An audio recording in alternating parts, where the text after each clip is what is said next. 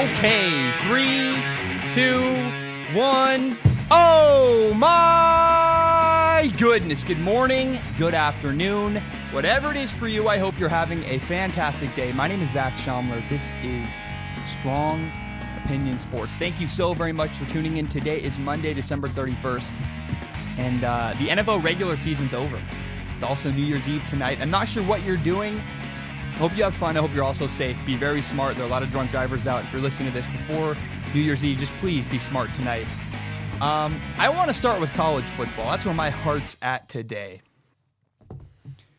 This weekend, we saw the two college football playoff games. We saw Clemson play Notre Dame, and Alabama played Oklahoma. The winners advanced on to the national championship. And surprise, surprise, we're getting Clemson and Alabama. And look, both games were, yikes. I don't know. They were not. Here's how I would say it. 2 minutes into the second quarter, Alabama was beating Oklahoma 28-0. By halftime, Bama was leading 31-10. And now in the end, I give Oklahoma a little bit of credit. They put up a fight. Remember, Oklahoma's quarterback is in fact Kyler Murray, the Heisman Trophy winner. The final score was 45-34, but let's not pretend the game was some kind of highly competitive, crazy game. Alabama was clearly the better team. And don't forget, a lot of people are going to forget this as years go by. Alabama could have put up 50. Alabama kneeled at the end of the game and ran up the clock with the ball at first and goal. If they run the ball 3 times, they put up 50 points in Oklahoma. Let's not pretend it was some incredibly close game. Alabama was up 28-0. I don't know. Despite the mismatch, though, it was interesting. There were some fun plays. But the Alabama-Oklahoma game lacked tension. But the Notre Dame-Clemson game was even worse. It was boring. Not fun. Look, Clemson led 23-3 at halftime. They won 30-3. Both college football playoff games were not that great. And yet, for whatever reason, this is the thing that everyone has told me since this weekend. People keep telling me the college football playoff needs to expand. We need 8 teams. Guys, 4 is enough. 4 teams in the college football playoff is plenty. It's already not great. Let's not make it worse. Let's not have worse mismatches. You realize in an 8-team college football playoff, Alabama would play the University of Central Florida, who, by the way, their starting quarterback, Mackenzie Milton's out for the season. They're playing a backup quarterback. Oh, and you want number 7 Michigan, the same Michigan team that just got blown out by Florida, 41-15. You want number 7 Michigan to play Clemson? How in your mind is this making games better? You're mad about boring games, but the boring games aren't coming because of the system. The boring games are coming because Alabama and Clemson are so much better than everybody else. And if you make an 8-team playoff, you're just prolonging the same outcome. In fact, not only would you'd have 2 boring games. Alabama would play UCF. Clemson would play, who would they play? They would play Michigan. 2 more boring games. Then another boring game, and then the national championship would be fun. Let's not prolong what's going to happen. And it's interesting, the 4 teams that were left out. So if we had an 8-team college football playoff, Central Florida would have gotten in, Michigan, Ohio State, and Georgia. Well, remember, Georgia had their shot. Georgia played Alabama in the SEC championship game. It was awesome. It was a fun game. It was really great. But that was good for that moment. We don't need to rehash it. We already saw it. We saw it. It was fun. It was great at the time, but Alabama won. And why does Georgia deserve another shot? Why should they get another chance? I don't know. It irritates me, man. Everybody keeps complaining about boring games. You realize we trade playoff games for bowl games. Central Florida plays LSU later, I think on New Year's Day. That's a great bowl game. You want Central Florida to play an SEC team? Go ahead. They're going to play LSU, and they haven't actually have a shot to beat LSU. LSU's quarterback kind of marginal. I like him, but he's not the best. Central Florida could beat LSU. That's fun. That's what I want. I want interesting. I don't want Central Florida, Alabama. Nobody wants to watch a massacre. Nobody likes watching the underdog get annihilated. It's not fun. Boise State's fun when they beat Oklahoma. Boise State, Alabama is just sad, and we go home crying because that's not fun at all. I don't know. Georgia plays Texas. That's interesting. And I think that the Rose Bowl is probably a mismatch. I think Ohio State could destroy Washington. But we'll find out. University of Washington they're not terrible, and Ohio State struggles weirdly at times. They lost to Purdue. Who knows? My point is this: we need to stop complaining about the system. People complain there's no interesting games. We have a bunch of interesting games. They're bowl games. They're not playoff games. You're mad because they don't have the title playoff game before them, but the bowl games are not bad, and we do not need to expand the playoff. Not surprising. The number 1 and the number 2 team in the nation are going to play each other in the national championship. Clemson and Alabama. They're clearly the 2 best teams. And I don't know. It's interesting. Like, they went undefeated. They won their conferences. And in case that wasn't enough for you. So we like the verification process. So they win undefeated. They won their conference. And then just to make sure they're actually the 2 best teams, as a courtesy, we made them play Oklahoma and Notre Dame. Like a 2-step verification process. Guys, they're the 2 best teams. I don't know why we want to add more to this. And another thing people keep telling me is that, we had 2 boring games, Alabama, Oklahoma, Notre Dame, Clemson, boring games, and now the national championship's going to be incredibly boring. Why is Alabama, Clemson boring? I think a really close game that comes down to the end, maybe the final possession, that's not boring at all. That sounds like a great game. I completely disagree with those people. It's weird to me. I think it's going to be close and fun. I don't know. And what we learned from Alabama's former games is that, Oklahoma put up some points. Georgia challenged them. Alabama's defense is not perfect. If you run the right scheme, you can find weaknesses in Alabama's defense. You can put up points. Alabama-Clemson's a very interesting matchup, one I can't wait to watch. I love Clemson's quarterback, Trevor Lawrence. He has a really good deep ball, not the best deep ball. And his arms, here's what I mean. Trevor Lawrence's arm strength is not what excites me. He has really good arm strength, but his ball location downfield, right perfectly over the shoulder, and over the top of a linebacker before the safety, the location where Trevor Lawrence throws the ball down the field is incredible. His ball placement, his location is fantastic. And so, I don't know. We had 2 boring games, and it would have been more boring games if we added 4 more teams to the equation. I don't want that. Alabama, Clemson were clearly the 2 best teams. I think a 4-team playoff is plenty. You go all season, you win your conference, and then you play another game just in case you're not actually the 2 best teams. Fine with me. Why do we need to give 8 teams a chance? I'm good. I like 4 teams. I think it's drama. I think it's fun. And I like the fact that 1 Power 5 conference, maybe 2 sometimes, get left out. Because then there's more debate, there's more drama. I think drama is good for the sport. I do not want the college football playoff to expand. I'm not a fan of it. It's not what I want. And I like how things worked out this year. Alabama, Clemson are the 2 best teams. And people need to stop complaining about boring games. You realize if you add 8 teams, if you add 4 more teams, Central Florida, Alabama's a boring game, and then Oklahoma, Alabama's another boring game. And Notre Dame, Clemson was boring, but if you make Clemson play Michigan first, that's it. You're just adding another boring game.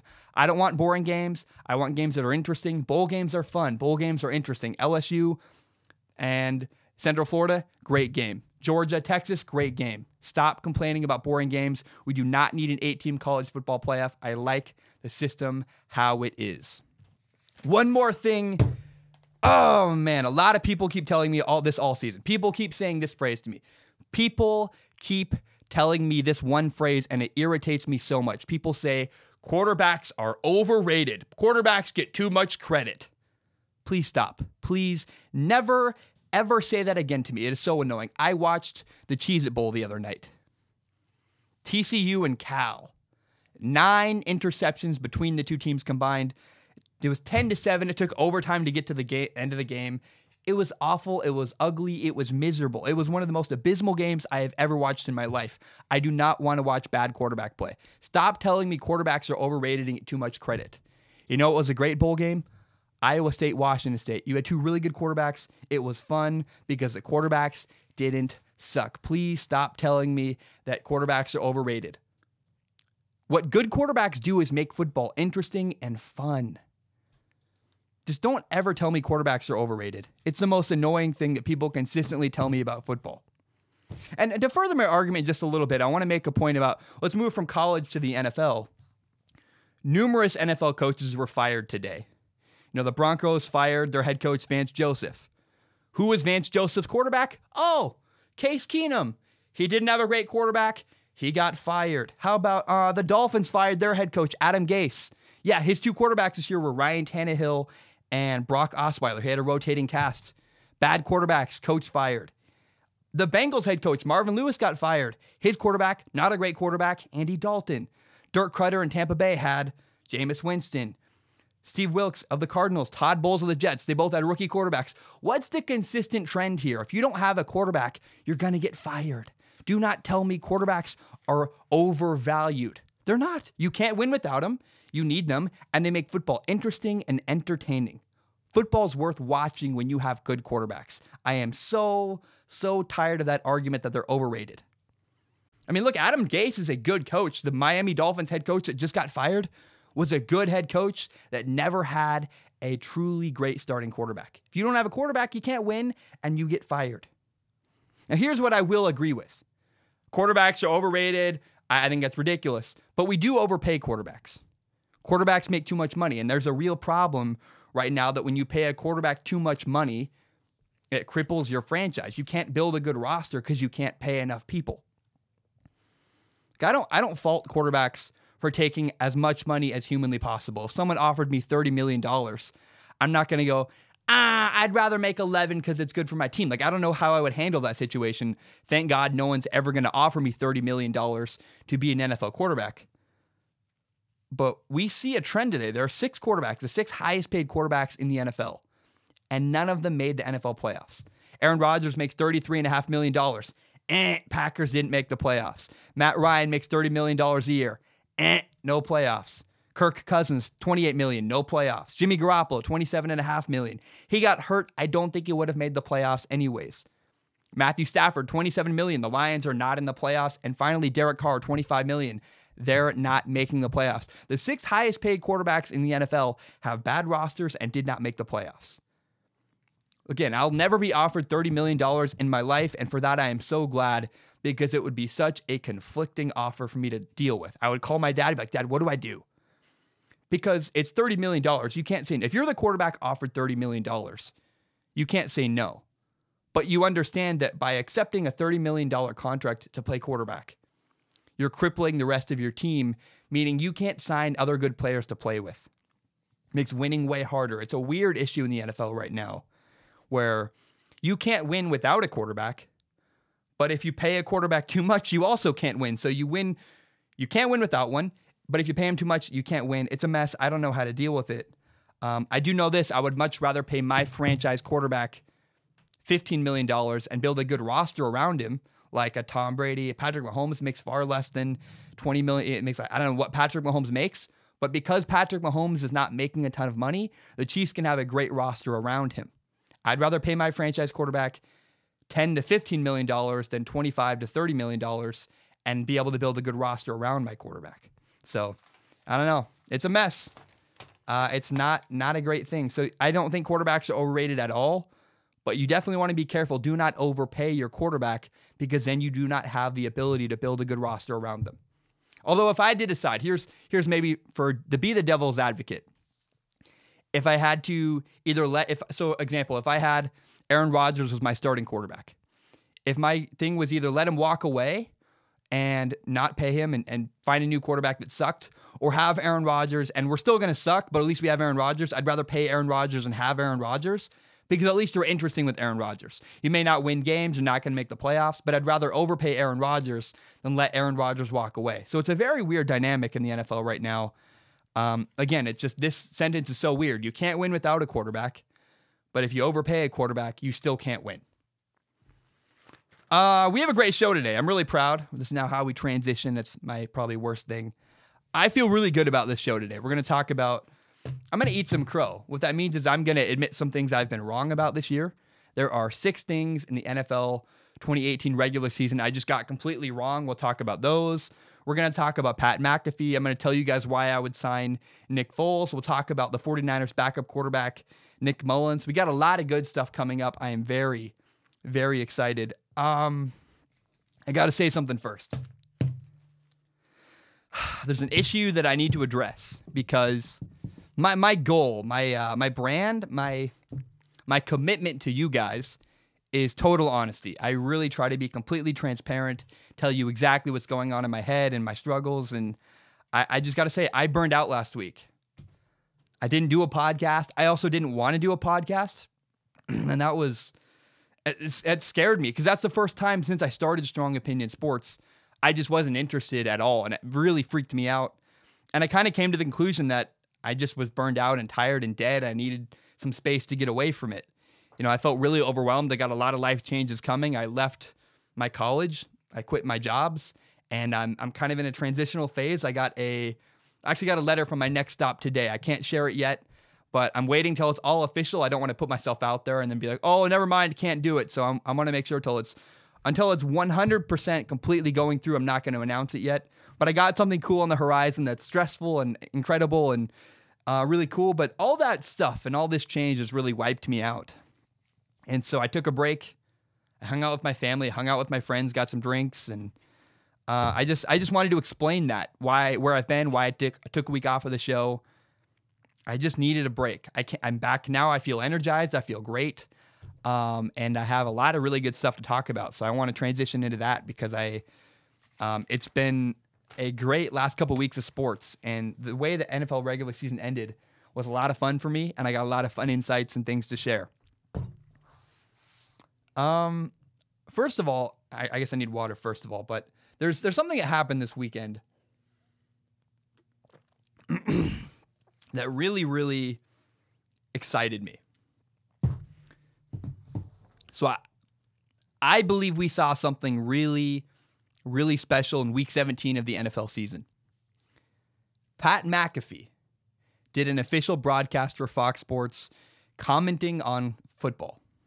He did an NFL game. He's a former Colts punter. He's also, after retiring from football, he did a stand-up special. He hosts his own show, a podcast called The Pat McAfee Show. I've never listened to it. I've listened to clips. He's really funny talking about Adam Vinatieri. But I want to play a clip so you can just understand. This is Pat McAfee, a podcast host, doing a professional television broadcast. Take a listen. It's fantastic. Well, that'll bring on Matt Prater for a 20. Touchdown! Trick play. Let's Wide go! open. Levine Toilolo. Let's go! Prater with a touchdown pass. Matt Prater has the NFL's longest field goal. He's a man who's a legend.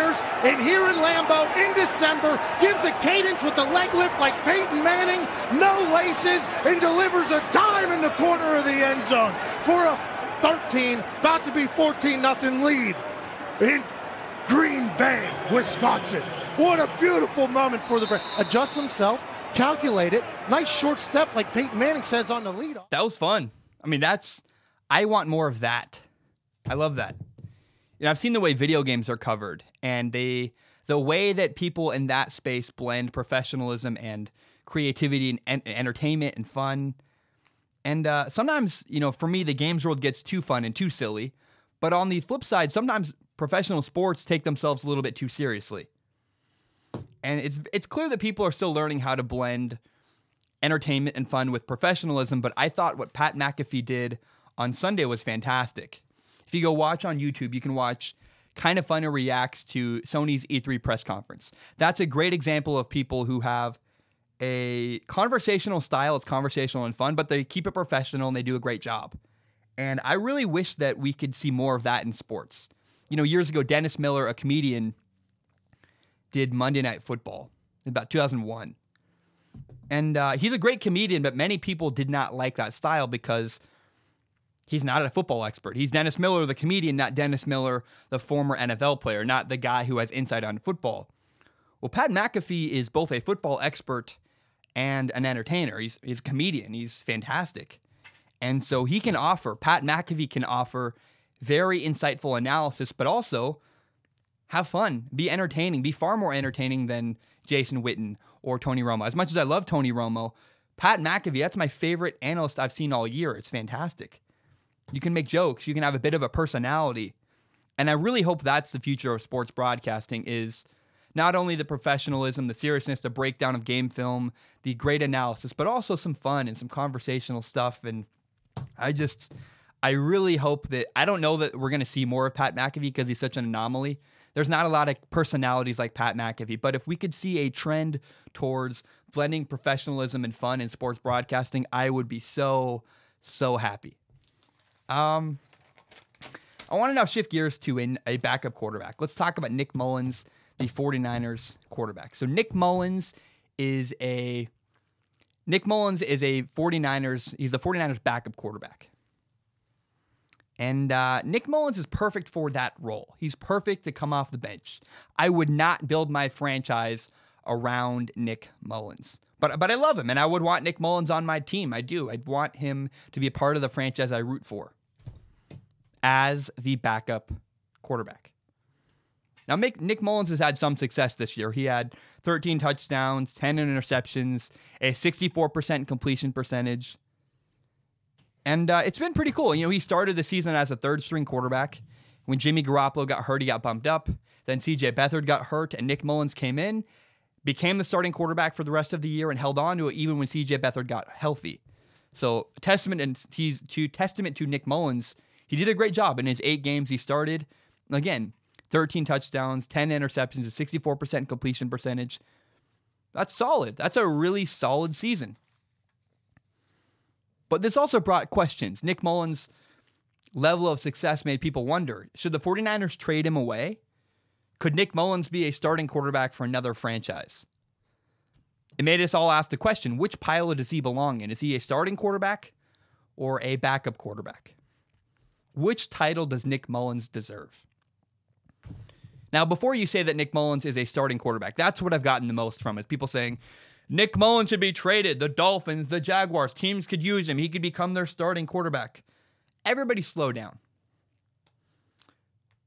First of all, remember the past. We're going to talk about the past, what's happened with backup quarterbacks. And I want to define what a backup quarterback should do. So Nick Mullens has had some really good games. But that's what a backup quarterback should do. You know, good backups do 2 things. They help the starter prepare. When they're not the starting quarterback, when they're off the field, in the film room, in whatever, backup quarterbacks serve and are selfless and really help the starting quarterback. Backup quarterbacks are also ready to go when they get their chance. And they should come in and not be completely inept. A backup quarterback that comes in and does well is simply doing his job. That's what a backup quarterback's supposed to do. You come in, you steer the ship, you keep it going in the right direction until the guy can come in and take over and take us to new heights. It's weird. Backup quarterbacks are not expected to come in and be complete trash. But anytime a backup quarterback has a mild level of success, we do something so weird in this sport, in this country, whatever. We go, oh my gosh, that backup quarterback didn't suck. He should be a starter. Remember, Matt Flynn had 1 good game for the Green Bay Packers, and the Seattle Seahawks gave him a $15 million contract. A little bit of success does not automatically make you a starting franchise quarterback. In fact, all it shows, if you come off the bench and have a good couple games, it just shows that you're a really good backup. You did your job. Congratulations. I don't know. If I'm a general manager, I feel like, you know, if our starting quarterback gets hurt, we have Nick Mullens. He can come off the bench and do a couple good things and keep the season rolling. That way, if Jimmy Garoppolo gets hurt or whoever your starting quarterback is, your season doesn't completely go in the tank. That is what a backup quarterback's job is. If you look at the way Nick Mullens has played and look at his success does not indicate someone who is a franchise quarterback. Nick Mullens is 3-5 as a starter. And the types of passes he throws, let's be honest, he's throwing the ball underneath a lot of short passes, a lot of quick passes. He's not throwing the ball deep downfield. He's not really executing on going all the way through his progression to his 3rd and 4th reads. He's usually throwing to the first read he's given by Kyle Shanahan's offense. But Nick Mullens is executing Kyle Shanahan's offense really, really well. I don't want to understate that. He's executing at a high level. In fact, right now, I think he's played better than Jimmy Garoppolo did all year. I know that's controversial, but Jimmy Garoppolo held onto the ball too long, made a lot of mistakes. I might even take Nick Mullens over Jimmy Garoppolo right now. That does not mean Nick Mullens is a franchise quarterback. It just means that we're kind of concerned about Jimmy Garoppolo. The way that Kyle Shanahan, the 49ers head coach's offense, operates is it steals a lot of passes underneath. You steal a lot of yards. You read your first read, you throw the slant. And if it's not there, it doesn't matter because it's usually open. Nick Mullens doesn't have to worry about it. A website called playerprofiles.com tracks how often a quarterback throws a pass over 20 yards. Any pass over 20 yards, according to playerprofiles.com, is considered a deep ball. Well, 2 weeks ago, before playing the Bears and the Rams, Nick Mullens was averaging 1 deep ball a game. And at the same time, the rest of the NFL was averaging 4 or 5. Baker Mayfield was averaging 5.6 deep balls per game. Tom Brady was throwing the ball over 20 yards over 4 times a game. Nick Mullens was at 1. Now, in the last 2 weeks, Nick Mullens' average has gone up from 1 to 2.5. But we learned a lot from that. He started throwing the ball downfield a little bit more, and we saw some flaws in Nick Mullens' game and some problems. His arm strength isn't great. He's got limited ability downfield. Look, he had 4 nice passes against the Bears, but as Nick Mullens threw the ball downfield more often, the Rams really exploited that in Week 17. Nick Mullens had 3 interceptions, and he did not look great. He looked kind of like a weak arm, limited quarterback, because that's exactly what Nick Mullens is. Personally, I love Nick Mullens. He's a fantastic quarterback. He's a great guy. He's a good story. I would want Nick Mullens on my team because he's fantastic coming off the bench. Nick Mullens is a backup quarterback. Love him, but his arm strength is pretty limiting, and I would not want to build my team, my franchise, around Nick Mullens. Nick Mullens is a backup quarterback, and in the role of a backup quarterback, he's doing exactly what he should be. He's fantastic as a backup, nothing more, nothing less. Okay, let's move from one backup quarterback to another. Pseudo backup. We'll talk about it. Let's talk about Nick Foles.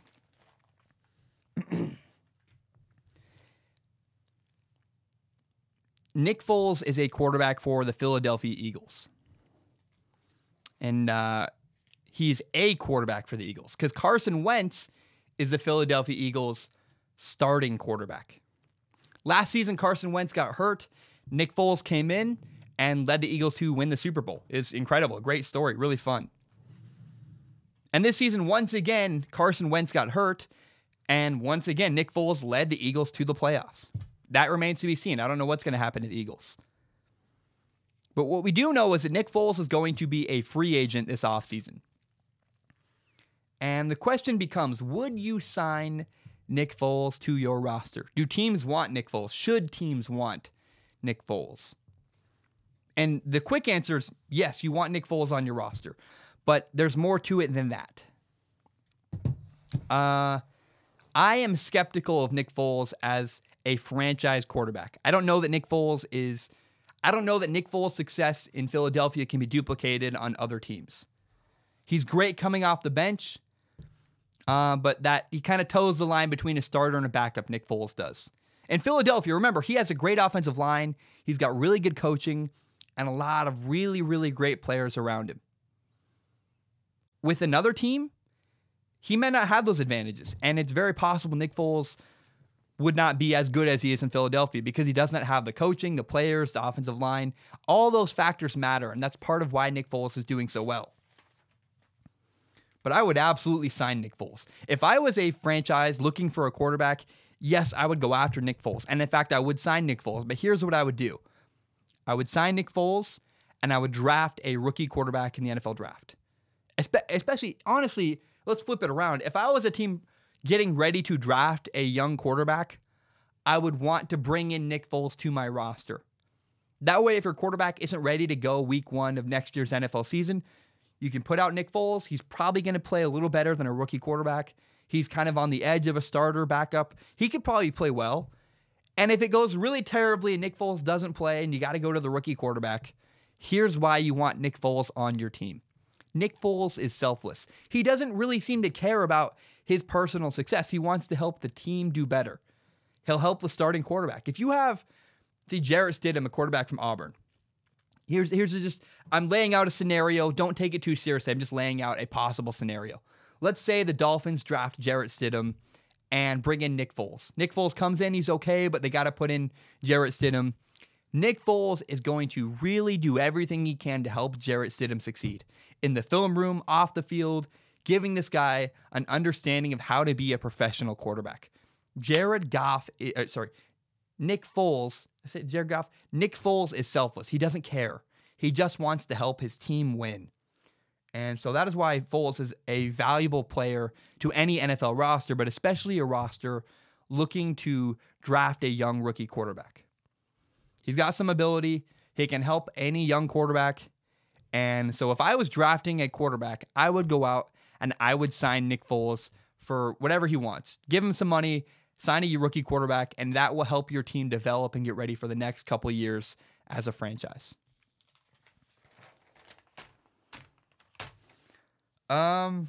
Guys, that's most of what I have today. I have 6 more things I want to talk about, and they are all... Oh, man, it's time for me to face my shortcomings, basically.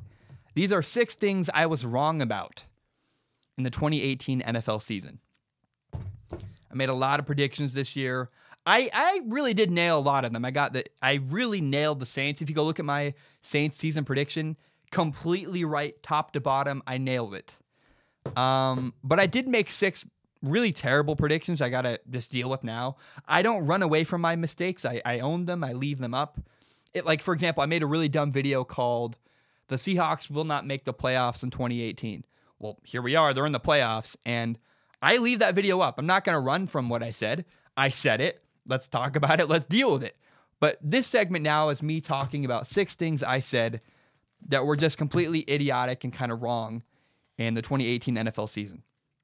The first thing I want to talk about, I was pretty hopeful and I was pretty sure early into the 2018 season that the Miami Dolphins were going to make the playoffs. But man, was I wrong. The Dolphins started the season 3-0. Were playing solid defense.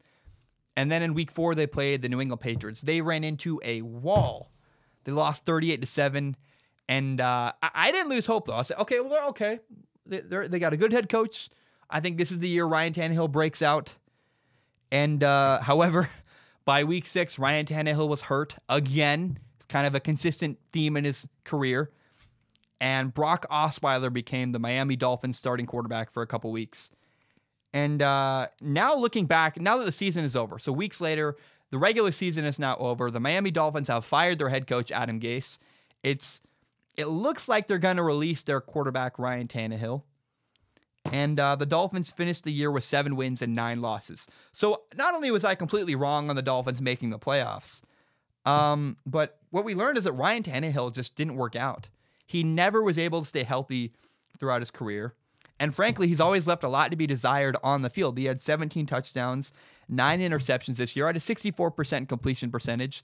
But in the NFL now, 64% completion percentage, everybody has that. Nick Mullins, the 49ers backup quarterback, has that. He also only played in 11 games.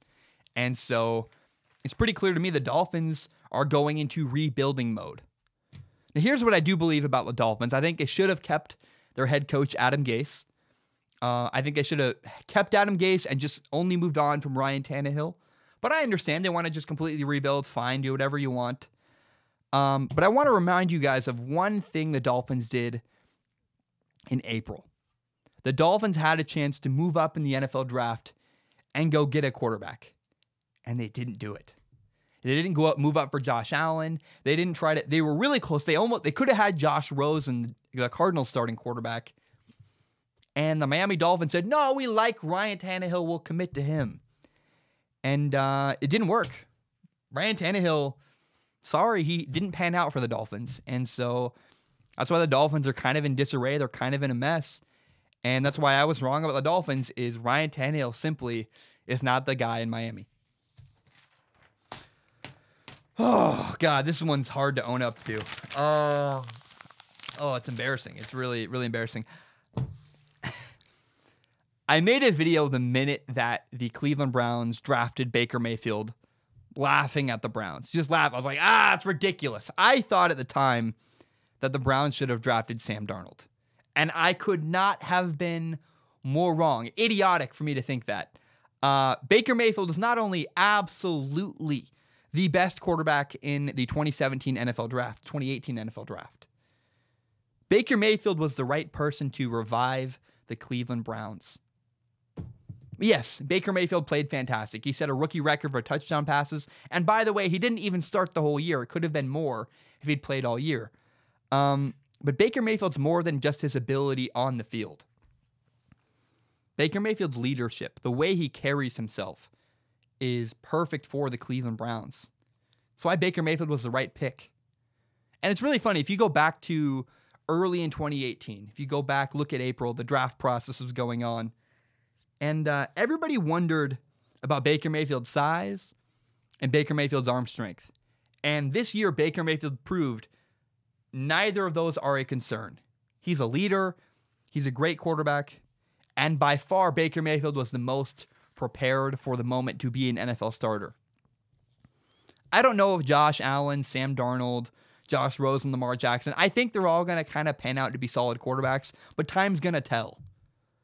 But it's very clear that Baker Mayfield is the best quarterback by far from the 2018 NFL draft class. Baker Mayfield is the best rookie quarterback, and the Browns 100% made the right decision by drafting Baker Mayfield with the number 1 overall pick. I feel confident with that, and I do not think in 10 years from now when I look back, I'm going to regret saying that at all. Baker Mayfield, his attitude, his style of play, his arm strength, everything, he's fantastic, and I really applaud John Dorsey for going against the grain. I mean, if you go back to, in case you forgot, go back to April, people did not consider Baker Mayfield to be considered possibly the number 1 overall pick. Everyone said Sam Darnold or Josh Allen. And kind of out of left field, the Browns said, we're going to do our own thing, and we're going to draft Baker Mayfield. And lo and behold, they did the right thing, and I just want to really applaud them for not worrying about any of the outside noise, not caring what anyone thought. They took the guy they thought was best, and it worked out for them. And I'm so happy for the Cleveland Browns. I do a prediction show before every single NFL season. And in my prediction show this week, I was completely wrong about the entire NFC North. Just the Vikings, the Packers, the Bears, Khalil Mack, all of it, I was just completely dead wrong, way off. Pretty funny. I really believed that the Packers were going to win the NFC North. I thought the Packers would win the division. Thought the Vikings would make the playoffs as a wild card team. And in the preseason, I really didn't buy the Chicago Bears at all.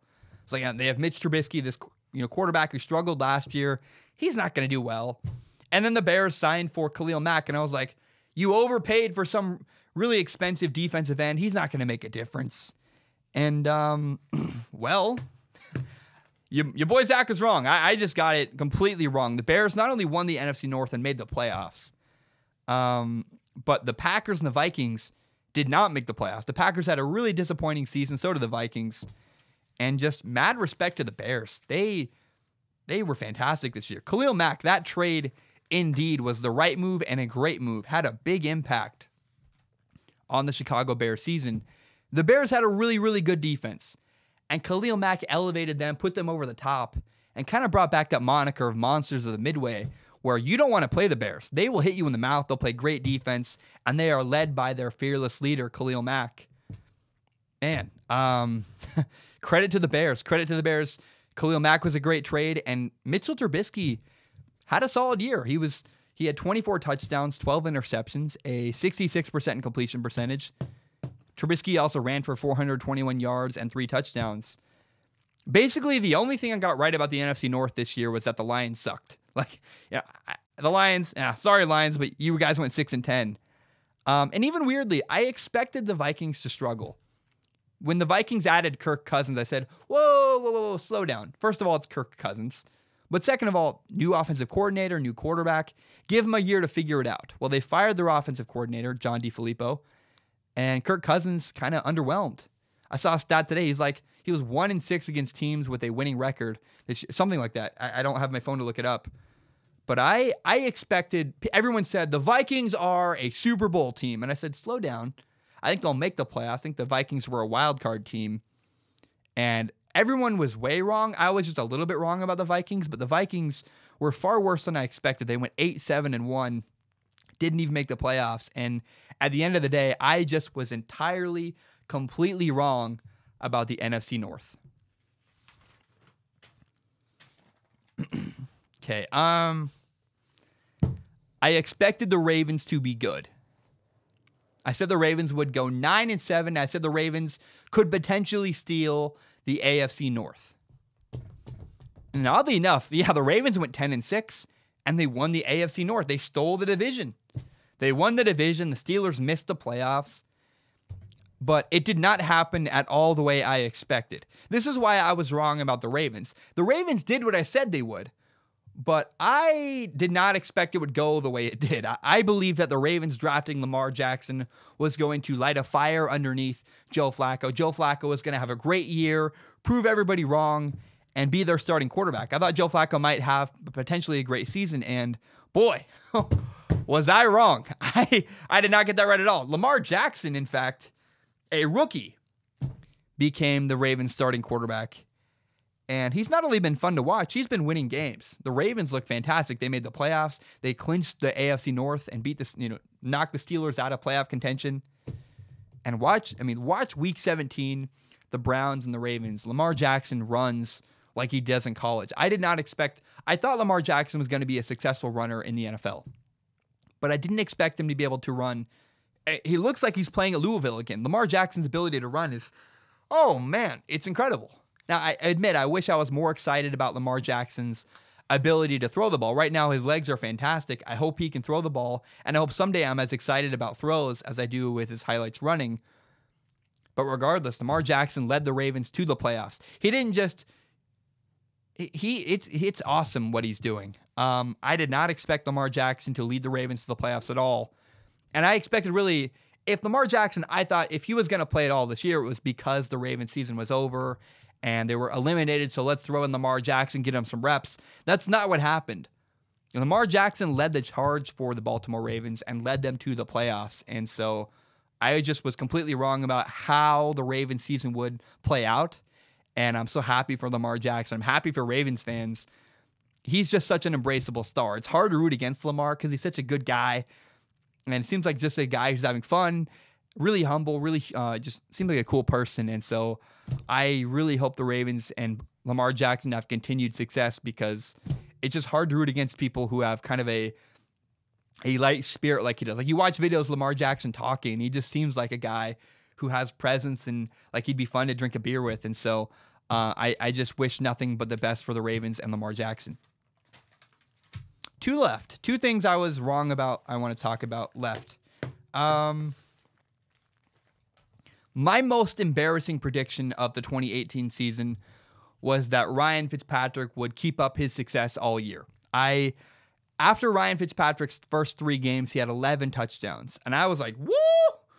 Man, it's awesome. And I think really it was wishful thinking, but he was 35 years old, 36 now.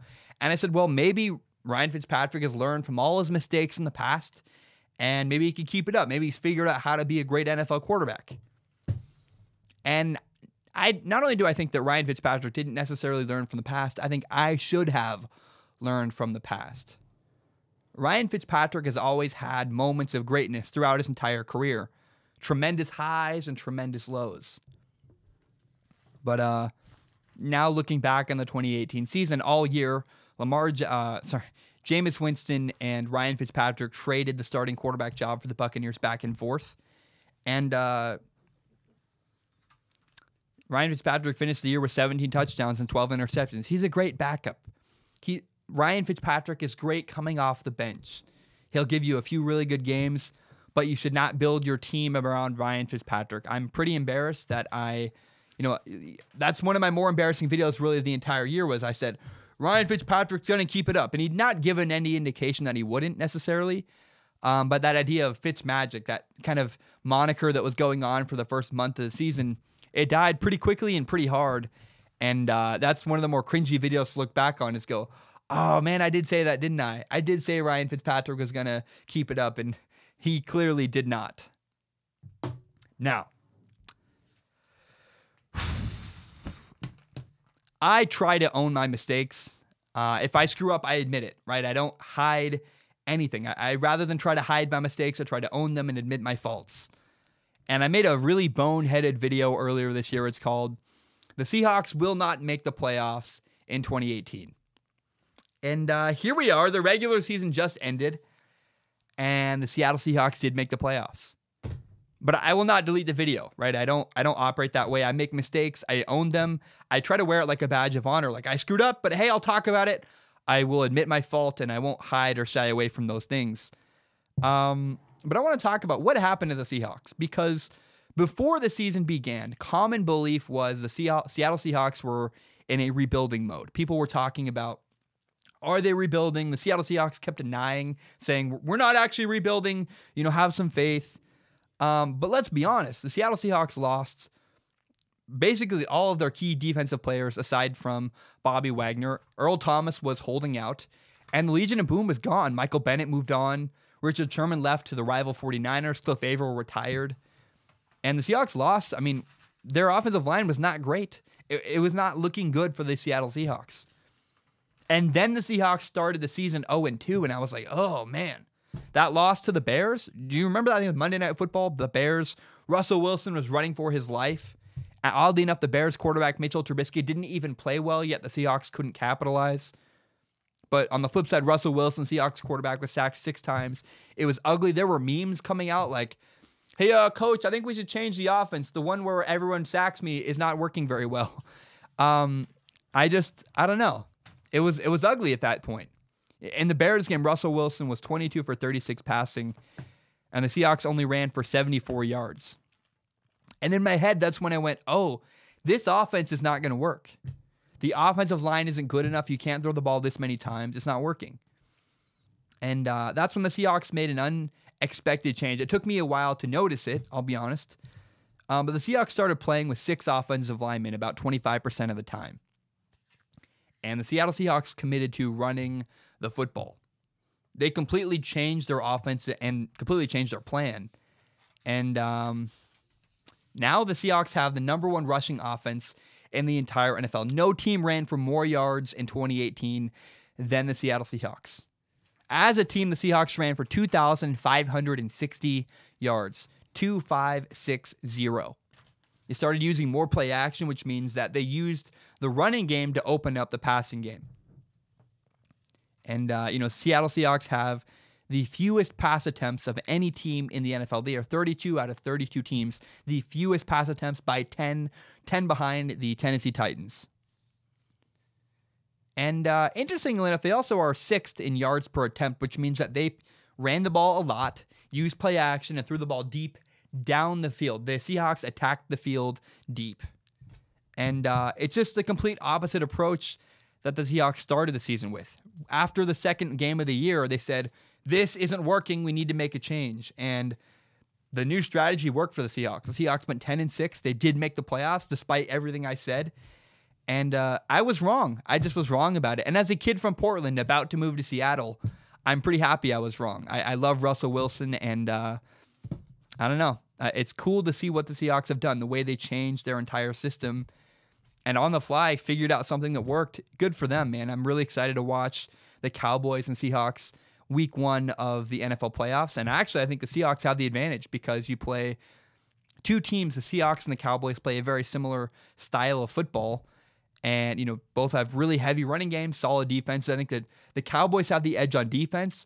But let's be honest, Russell Wilson is a far better quarterback than the Cowboys quarterback, Dak Prescott. And so I would not be shocked at all. In fact, I kind of expect the Seattle Seahawks are going to win the game on Sunday in Dallas. And so I was wrong about the Seattle Seahawks. They made the playoffs. I look like an idiot, but I can own it, man. I'm totally fine with that.